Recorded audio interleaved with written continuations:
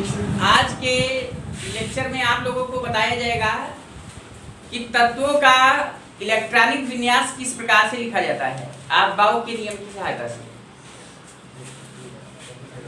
आप देखे होंगे नाइट्रोजन का जैसे 7 होता है 1s2 2s2 2p3,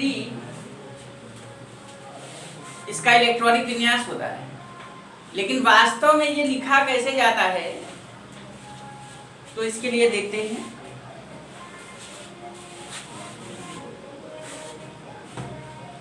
आप जानते हैं कि जो परमाणु होता है उसमें बीच में नाभिक होता है और बाहर कक्षाएं होती हैं और जिसमें इलेक्ट्रॉन चक्कर लगाते रहते हैं।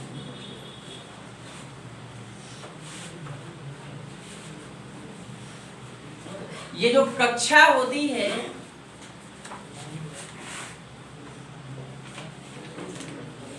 अंग्रेजी में इसको ऑर्बिट बोलते हैं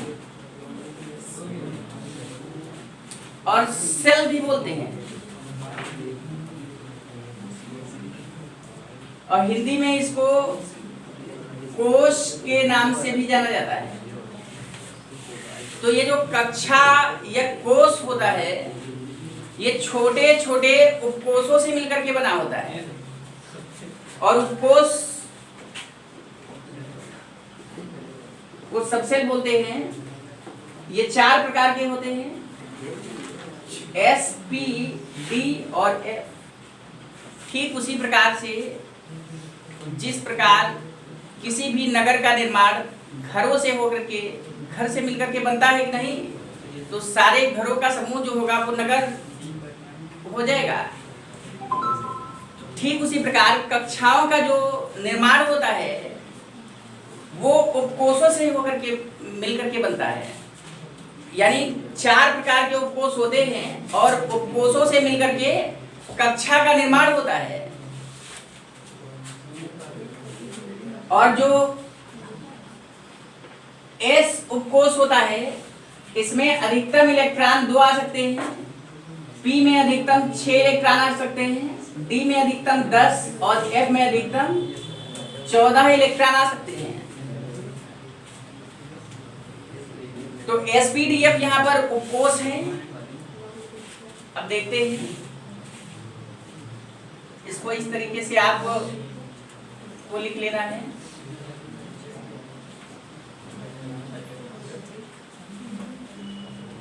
five S 6s 7s 8s।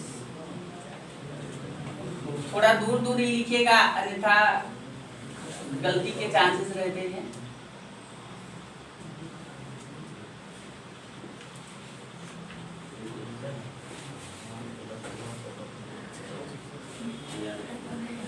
Three D 4D 5D 6D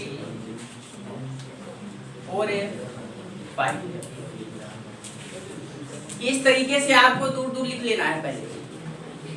अब इसको काट देना है इस तरीके से। अगर आप पास पास लिख देंगे तो फिर काटने में आपका गड़बड़ हो जाएगा।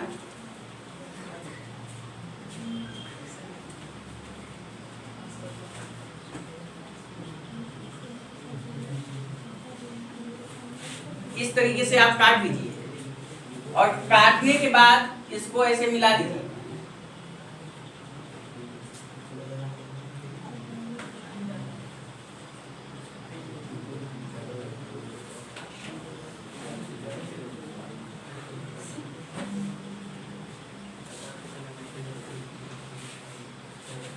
आपको ऊपर से नीचे की ओर आना है।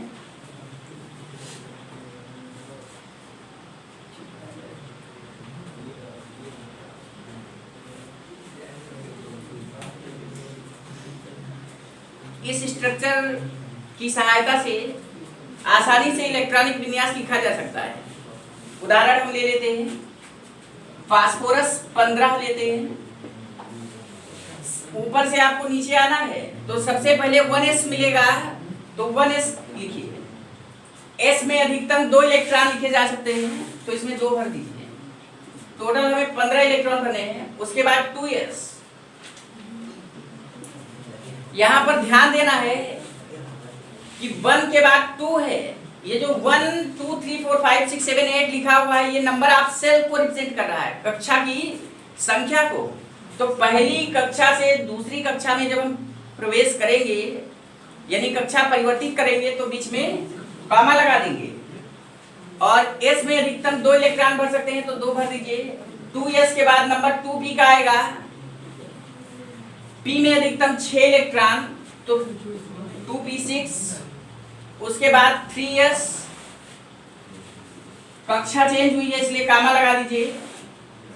s में अधिकतम 2 इलेक्ट्रॉन, टोटल 2 4 6 4 10 2 12 हो गया है और हमें टोटल 15 करना है। 3s के बाद देखिए नंबर आता है 3p का। 3p में अधिकतम 6 इलेक्ट्रॉन भर सकते हैं। 12 हो चुके हैं, 6 भरोगे 18 हो जाएंगे, लेकिन हमें टोटल 15 ही करने हैं तो 6 भरेंगे 18 हो जाएगा और हमें 15 करना है तो 3 बचे हुए इलेक्ट्रॉनों को इसमें भर देंगे। तो फास्फोरस का ये इलेक्ट्रॉनिक विन्यास हो जाएगा। एक और लेते हैं, वैनेडियम 23 है। 1s2 2s2 2p6, इसके बाद 3s का आ रहा है 3s2, 3s के बाद नंबर 3p का 3p6, 2 4 6 4 10 2 12 6 18 हो गए। 3p के बाद देखिए 4s आ रहा है, कक्षा ये चेंज हुआ है तो कामा लगा करके 4s करिए। s में अधिकतम 2 इलेक्ट्रॉन आता है तो 2 भर दीजिए, 20 हो गया। और 4s के बाद 3d आ रहा है तो ध्यान दीजिए कि ये जो 3d आया है ये तीसरी कक्षा का है तो इसको तीसरी कक्षा के साथ ही लिखा जाएगा। और d में मैक्सिमम नंबर आप 10 इलेक्ट्रॉन भरे जा सकते हैं और इसमें 20 हो चुके हैं और टोटल भरने हैं 23 तो हम बचे हुए 3 भर देंगे। तो यहाँ आपको ध्यान ये देना है कि 4s में भरा पहले जाता है, लिखा 3d के बाद में जाता है।